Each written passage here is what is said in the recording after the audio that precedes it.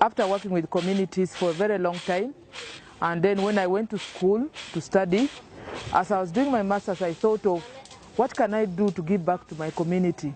And I felt that after interviews with community members, one of the biggest issues was accessing clean fuel for cooking. So when I finished my studies, I came back to the community and said, okay, so how will I be able to help the community bridge the gap of finding what type of fuel is good for them to use, and of course which one is affordable.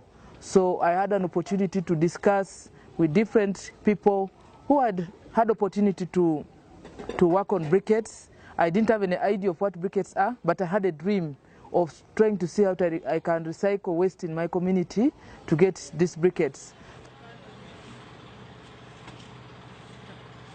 The process of making charcoal briquettes goes through 3 to 4 major stages. One is to get the raw materials from the farmers. These are usually the groundnut farmers who give us the groundnut shells. We then either train them to make to carbonize this. There's a process called carbonization, whereby we burn these shells, but we don't make them into ash. So what comes out of that process is called char. So that process is charring the shells. And then when we char the shells, we deliver the char to the production site, where it's now mixed with binder. And then after mixing with binder, the binder we're using at the moment is waste cassava, which we make into porridge, mix it with the char that we've brought from the farmers, mix some charcoal dust to improve its density, and then we pass it through a mixer that helps us to mix up very well, neatly. Then after that, we pour it into the extruder with a mold that is able now to extrude the briquettes, and we take it to dry. So drying is the second last stage, because it will take 2 to 3 days to have it dried under the sun. And once it's dry, we pack it and it's ready for sale or for use by households or institutions.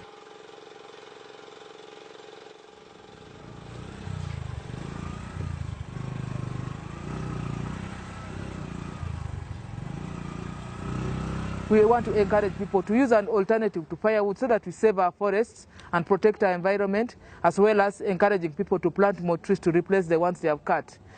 The tree is a very critical factor in the livelihood of the people of this place. People who rely solely on agricultural productivity, people who rely solely on selling wood in all forms, in form of timber, in form of charcoal, in form of firewood. Now, when we want to preserve the tree, that means we are curtailing the livelihood of these people. When we stop them from using the tree, that means their livelihood at risk. Now, we need to find a solution. We need to find a middle ground.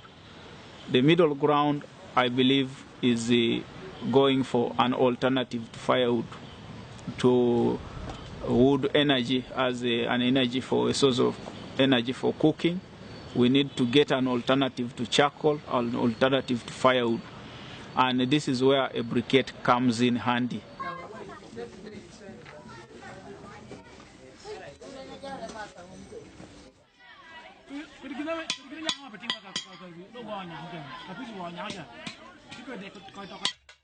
So many people don't have employment, and we felt that in this project we could be able to make use of the available human resources, especially for the unemployed youth and the unemployed women. And today most of them are working in our project. So much as it was a challenge, today is an opportunity for us, because they are able to give us the labor that we have, and we have created jobs for them. And this has helped also improve their livelihood, because they are able to earn income and meet some of the basic needs in their families from the project.